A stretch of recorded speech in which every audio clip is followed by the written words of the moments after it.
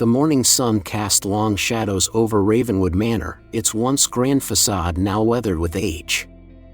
The estate stood on nearly 200 acres of rolling countryside, nestled between towering oak trees that had watched over the Lancaster family for generations.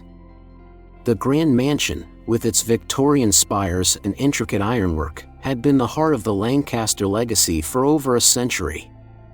Yet, despite its splendor, a quiet sadness lingered within its halls, one that had never lifted since Theodore Lancaster disappeared 26 years ago. The long, winding road leading to Ravenwood Manor was flanked by towering oak trees, their branches twisting like skeletal fingers against the pale autumn sky. The air was thick with the scent of damp earth and fallen leaves, carrying the unmistakable weight of memories long buried. Behind the wheel of a rented Buick, Isabella Lancaster tightened her grip on the steering wheel as the grand estate came into view. Despite the years that had passed, Ravenwood remained eerily unchanged, its stone facade weathered but still imposing, its stained glass windows gleaming dully in the afternoon light. Beside her, her mother, Margaret Lancaster, sat motionless, her thin fingers clutching the armrest. 15 years had passed since she had last set foot in this house, and she had never intended to return. But time, like fate, had a cruel way of forcing old ghosts into the present. "I can't believe we're back," Margaret murmured, her voice barely above a whisper. "Nothing has changed." Isabella cast a concerned glance at her mother. The once vibrant woman who had raised her now looked frail, her cheekbones more pronounced, her skin pallid beneath the soft glow of the dashboard lights. The doctors had yet to determine the cause of her illness: persistent fatigue, stomach pains, and dizzy spells that had worsened over the past months. Margaret had insisted on this trip, despite Isabella's protests. "We could have waited, Mom," Isabella said gently, maneuvering the car up the final stretch of driveway. "No," Margaret said firmly, her voice stronger than it had been in weeks. "There's no time for waiting anymore." As the Buick rolled to a stop before the grand mahogany doors of the manor, they barely had time to unbuckle their seatbelts before the doors swung open. Beatrice Hawthorne stood in the threshold, her expression carefully composed. She was a striking woman, even in her 60s, her silver-streaked hair pulled into a tight chignon, her posture as rigid as ever. Beatrice had served the Lancaster family for decades, first as Clara's personal nurse, then as Henry's housekeeper and confidant. Over time, she had become more than just staff. She had become a fixture of Ravenwood Manor, wielding quiet authority over the estate's affairs. "Well," Beatrice said smoothly, "this is an unexpected surprise." Margaret lifted her chin. "I didn't realize I needed an invitation." A flicker of amusement passed through Beatrice's cold gaze. "Of course not. Henry will be pleased to see you." Her eyes flickered to Isabella. "And this must be little Isabella. My, how you've grown." Isabella extended her hand. "Miss Hawthorne." "It's been a long time." Beatrice took it briefly, her grip cool and firm. "Indeed, it has." Stepping aside, she gestured them in. "Come in. I'll prepare the east wing for you both." As they stepped into the grand foyer, Isabella's breath caught. Memories flooded back, running down these halls as a child, playing hide-and-seek with Theodore, sneaking into the conservatory to pluck Clara's prized orchids despite the housekeeper's stern warnings. But those memories were tinged with shadows, with the unspoken sorrow that had settled over the house after Theodore's disappearance. "I'll take Mom upstairs," Isabella said, watching Beatrice carefully. Beatrice's smile didn't quite reach her eyes. "Of course. Henry is resting, but he'll be eager to see you in the morning." As Isabella helped her mother up the wide staircase, she felt Beatrice's gaze lingering on them, calculating. Upstairs, Margaret's old bedroom had been preserved, almost as if waiting for her return. The four-poster bed was neatly made, the curtains drawn just enough to let in the dimming afternoon light. Once settled, Margaret reached into her worn leather handbag and pulled out a small, aged journal, its edges frayed, its pages yellowed with time. Isabella frowned. "What's that?" Margaret's hands trembled slightly as she pressed it into her daughter's hands. "Clara's diary," she whispered. Isabella's heart pounded. "You've had this all these years?" "I kept it hidden from Beatrice." Margaret's voice dropped lower. "I couldn't let her find it. And now, you need to read it." Isabella hesitated. "What am I looking for?" Margaret's grip tightened. "The truth, Isabella. About Theodore. About Clara's death." She cast a wary glance toward the door. "Nothing in this house is what it seems." A cold shiver ran down Isabella's spine. That night, as Margaret slept fitfully, Isabella sat cross-legged on the bed, the diary open in her lap. At first glance, it was filled with mundane details, gardening notes, household expenses, daily routines. But soon, Isabella noticed a pattern, subtle marks beneath certain letters, carefully placed dots and underlines that seemed meaningless at first. A simple cipher, one that she and Theodore had devised as children. Slowly, she began decoding.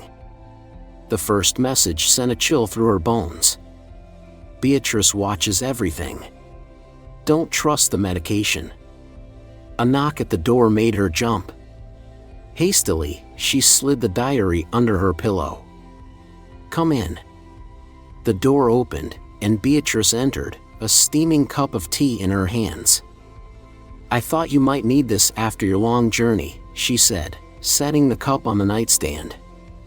Her eyes scanned the room, her expression unreadable. "Thank you," Isabella said, keeping her tone neutral. Beatrice smiled faintly.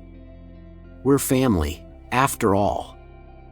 She lingered a moment longer, fingers trailing lightly along the bookshelf, before stepping back toward the door. "Henry will see you in the morning," she said smoothly. "Rest well, dear." As the door clicked shut, Isabella stared at the untouched tea, her aunt's warning echoing in her mind. She waited 10 minutes before quietly pouring the liquid into a potted plant. Then, she reached beneath her pillow and pulled out Clara's diary, her fingers tightening around the worn leather cover. Whatever truth had been buried in Ravenwood Manor, Isabella was going to find it. A cold wind swept through Ravenwood Manor, rattling the window panes and carrying the scent of damp earth through the corridors. The house had always felt imposing, but tonight, as Isabella Lancaster moved through its dimly lit halls, it felt suffocating, as if it were holding its breath, waiting for something to be uncovered. She had barely slept. After decoding the cryptic warning in Clara's diary, "Beatrice watches everything. Don't trust the medication." Sleep had been the last thing on her mind. Now, in the early morning light, she found herself in the kitchen, carefully examining her mother's prescription bottles. Each one bore Beatrice's neat, precise handwriting, labeled for daily doses, yet something felt off. Isabella had no medical expertise, but her instincts screamed at her that this was important. Her thoughts were interrupted by the quiet sound of footsteps behind her. She turned sharply to find Elliot, the young gardener, standing in the doorway. "You're up early," he observed, his gaze flicking to the medication in her hands. "So are you," Isabella countered. Elliot gave a small, unreadable smile. "I don't sleep much." She hesitated before asking, "How long have you worked here?" 8 months, he said, stepping closer. "But I knew about Ravenwood long before that." "How?" He glanced out the kitchen window, his expression unreadable. "A family friend told me stories about this place." said there were secrets worth uncovering. His eyes flicked back to her. Seems they were right. Isabella studied him.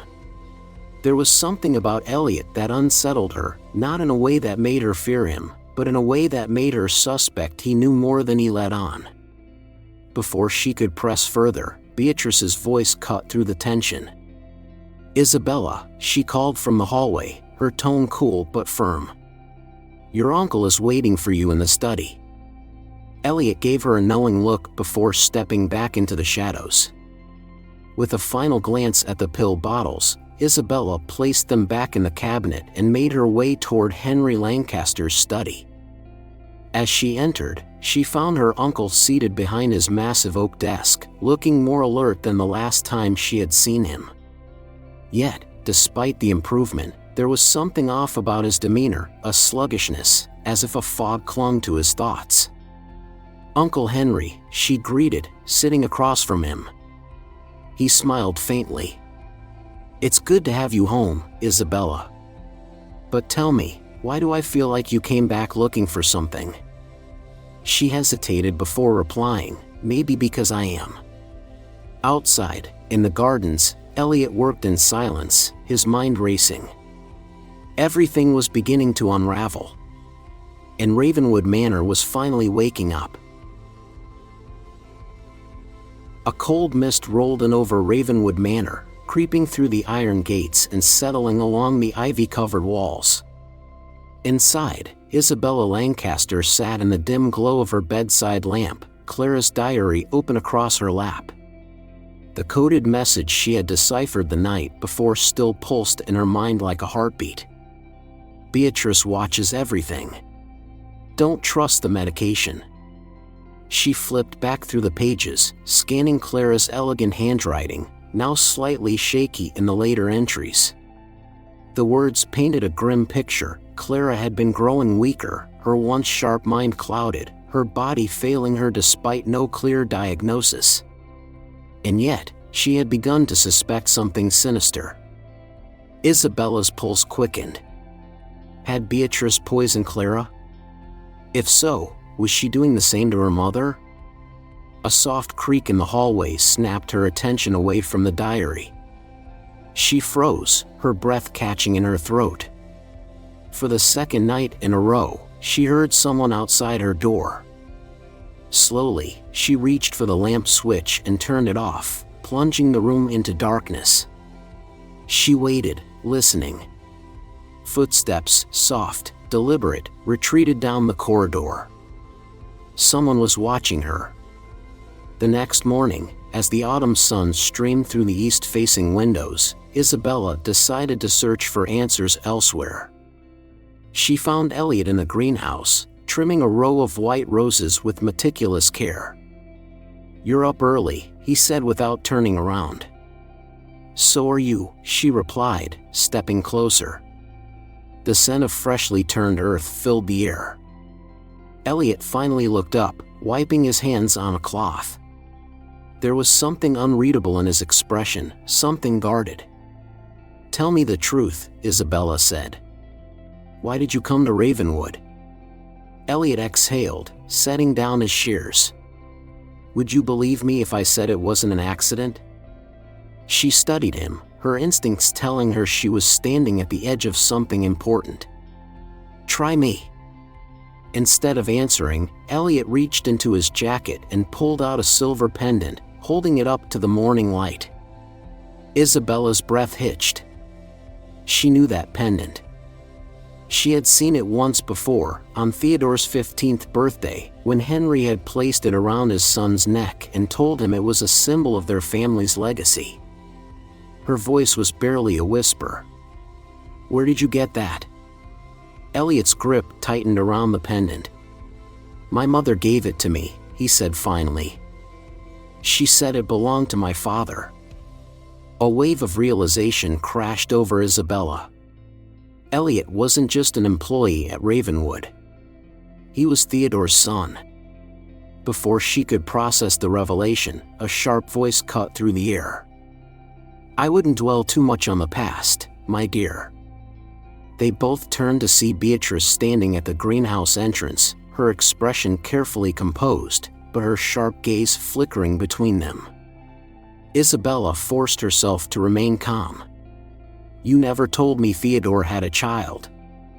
Beatrice smiled thinly. "Because there was nothing to tell." She looked at Elliot with a mixture of disdain and something else, something dangerous. "Theodore ran off, Isabella," Beatrice continued smoothly. "He abandoned his family. Whatever this boy has told you," she gestured toward Elliot, "it's nothing but a desperate attempt to claim something that isn't his." Elliot's jaw clenched, but he said nothing. Isabella, however, wasn't so easily swayed. If Theodore really abandoned his family, then why did my aunt's diary say she didn't believe it? Isabella challenged. Why did she start getting sick right after she began asking questions? For a split second, something flickered in Beatrice's eyes, a crack in the mask she had worn for decades. "I suggest," Beatrice said, her voice suddenly cold, "that you stop prying into things you don't understand." Isabella met her gaze evenly. "Or what?" Beatrice's lips curled into a slow, knowing smile. "People who ask too many questions don't always like the answers they find." She turned on her heel and strode back toward the manor, her heels clicking against the stone path. As Isabella and Elliot watched her retreat, an unsettling truth settled between them. Beatrice knew the answers they were looking for, and she would do anything to keep them buried. The storm had been building all evening, rolling clouds swallowing the moonlight as Ravenwood Manor stood against the howling wind. Inside, Isabella Lancaster paced the study, her hands clenched into fists. The pieces were falling into place too quickly now. Clara's diary, Elliot's identity, and Beatrice's warning. It was no longer just suspicion, it was truth. Somewhere in this house, Beatrice had hidden the proof of her crimes. And Isabella was going to find it.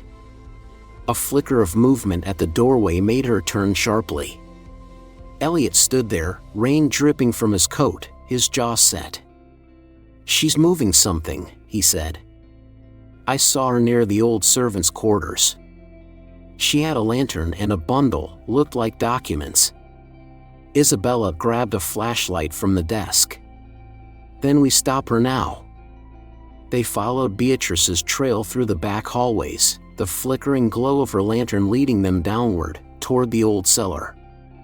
Isabella's pulse hammered. She had never liked the cellar, a damp, stone-walled chamber beneath the house where time seemed to stand still. As they crept closer, Beatrice's voice drifted toward them, muttering under her breath. She was burning papers. Elliot pushed the door open just as the first flames licked at the edges of an old ledger. "Step away from the fire," Isabella commanded, her voice steady despite the adrenaline coursing through her. Beatrice turned slowly, her face illuminated by the flames. Her mask was gone. "You should have left this alone, Isabella," she said, her voice smooth but edged with something darker. "You poisoned Clara," Isabella accused. "And my mother. Just like you silenced Theodore." Beatrice sighed, almost disappointed. "Your aunt was weak. She asked too many questions, just like you." "And your mother?" A small smile played on her lips. "She was getting close to remembering things I couldn't allow." Elliot's fists tightened at his sides. "What did you do to my father?" Beatrice's gaze flicked to him, calculating. "Your father was a fool. He thought he could protect his precious Vivian and their unborn child. But he didn't understand, Ravenwood wasn't his to give away." Elliot took a step forward, but Beatrice was faster. A glint of steel flashed in the firelight. Isabella's breath caught, a revolver. "You always were too curious, Isabella," Beatrice mused, leveling the gun at her. "And curiosity, my dear, is deadly." For a moment, everything was silent except for the crackling flames. Then, a crash. The door behind them flew open, and Henry Lancaster stood there, his face pale but determined. "Put the gun down, Beatrice," he commanded. Beatrice's expression twisted with something almost like regret. "Oh, Henry," she murmured. "You never saw what was right in front of you." Then, a shot rang out. Isabella gasped as the bullet embedded itself into the stone wall behind her. Before Beatrice could fire again, Elliot lunged, knocking the gun from her grip. She struggled, but years of secrets had worn her down.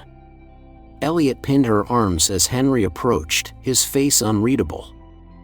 "You took my son from me," he said softly. "You took my wife. And you almost took my niece." Beatrice's lips parted, but no words came. For the first time in decades, she had lost.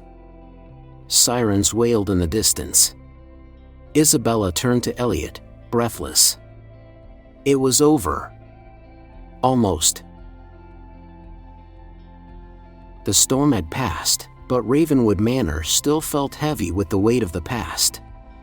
The flickering blue and red lights from the sheriff's cruisers cast eerie shadows against the estate's towering facade. The once imposing house, which had held its secrets for so long, now stood exposed under the scrutiny of the law. Beatrice Hawthorne, the woman who had ruled the estate with an iron grip for decades, was being led down the grand staircase in handcuffs. Her usually composed face was blank, her piercing gaze fixed forward as if refusing to acknowledge the reality of her downfall. Sheriff Walter Grayson, a sturdy man in his 60s with a face carved by years of hard cases, watched as two deputies secured Beatrice in the back of a patrol car. He turned to Isabella Lancaster, his voice low but firm. "She's done," he said. "With everything we've gathered, your aunt's diary, the medication samples, and the evidence she tried to burn, there's enough to convict her for multiple counts of murder, fraud, and attempted homicide."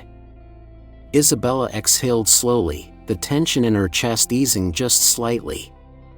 Nearby, Elliot stood with Henry Lancaster, his grip still tight on the silver pendant that had once belonged to his father. The two men had barely spoken since the truth about Elliot's lineage had come to light. But now, standing together in the wake of Beatrice's arrest, there was a quiet understanding between them. Sheriff Grayson turned to Henry. "We'll also be launching an investigation into the disappearance of your son. With the confession Beatrice gave before she was arrested, I think we both know what we're going to find when we search the old stables." Henry's face, weary but resolute, gave a small nod. "He deserves to come home."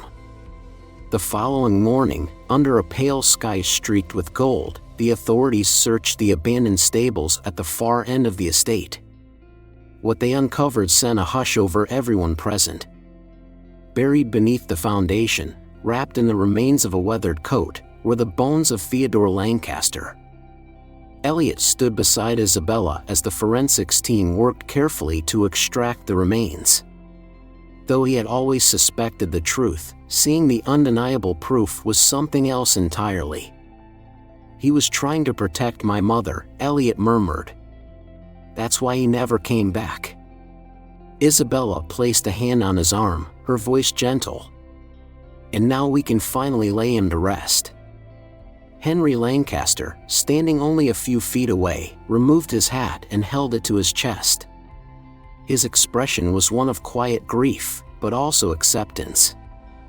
"For 26 years, I thought my son had abandoned me," Henry said softly.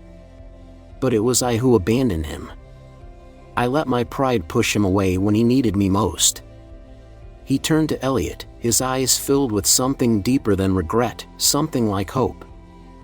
"I don't want to make the same mistake again," Henry said. "If you'll allow it.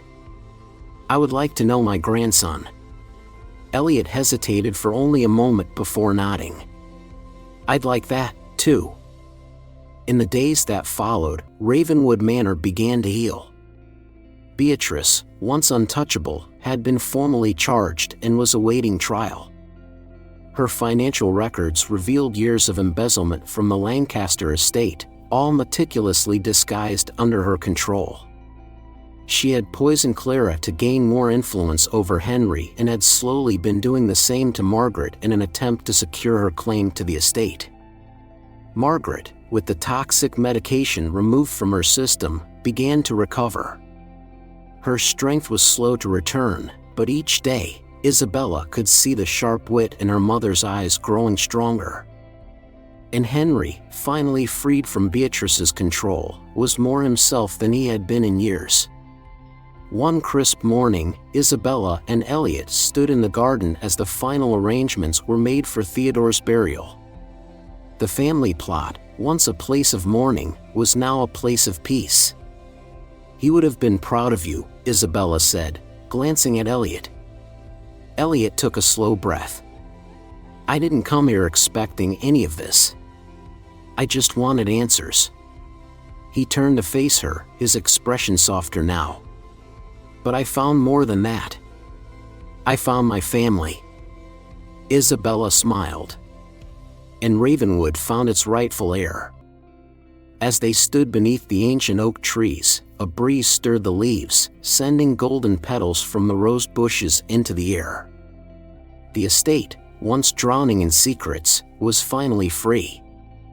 And for the first time in decades, Ravenwood Manor belonged to the Lancasters once more.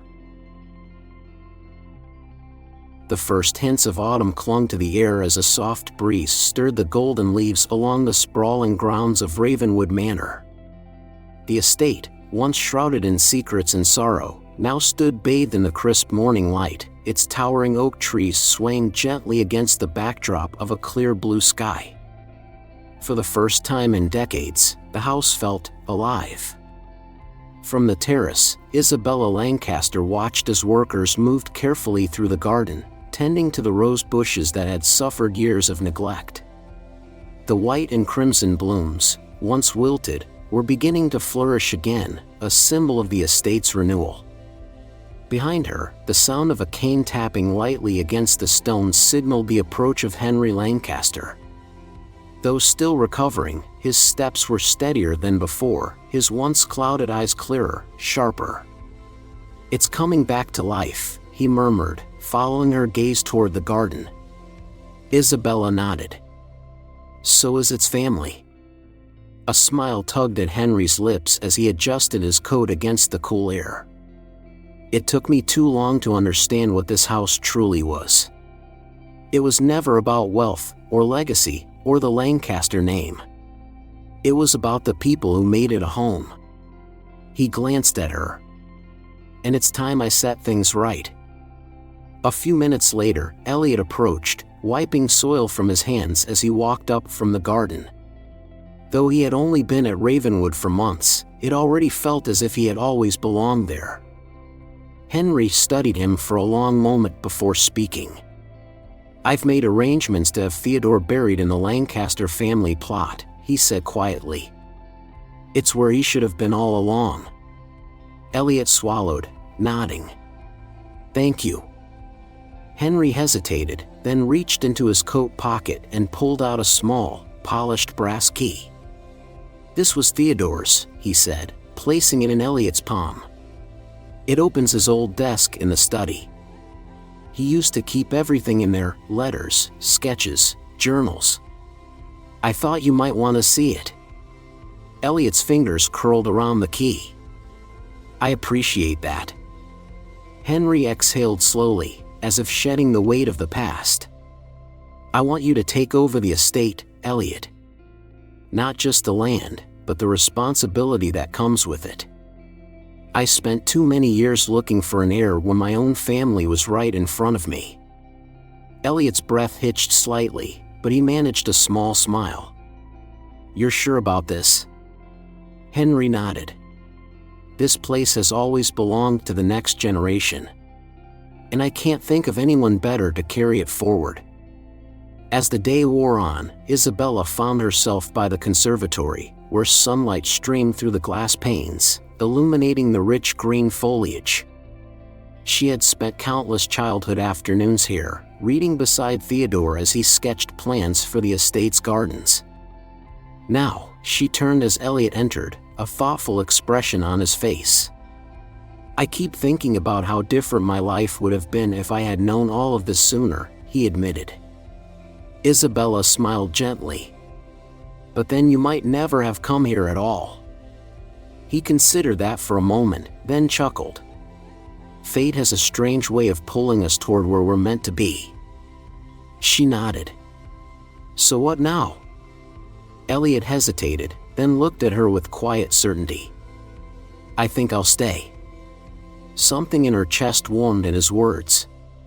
"Good," she said softly. For the first time, neither of them was searching for something lost. Instead, they were looking ahead, to a future that was finally theirs to shape. As the sun dipped lower in the sky, casting long golden shadows across Ravenwood Manor, Isabella and Elliot stood side by side, breathing in the cool autumn air. The past had finally been laid to rest, and the future was just beginning.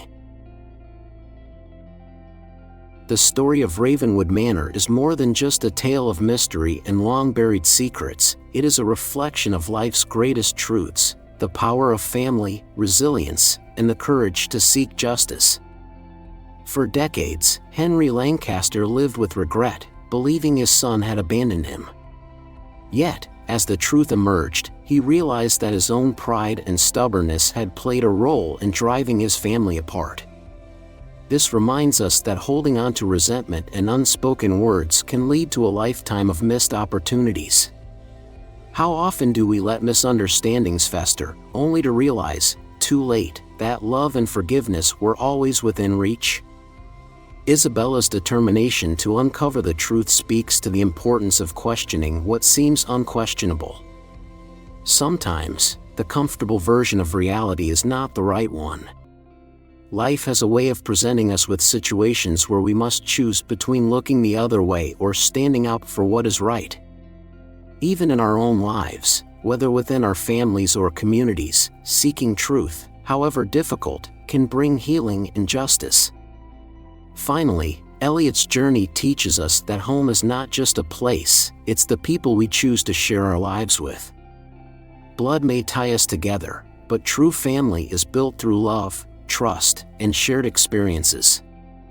As we grow older, we are reminded that it is never too late to reconnect, to forgive, and to find new beginnings. Life is fragile, time is fleeting, but redemption is always possible if we have the courage to seek it.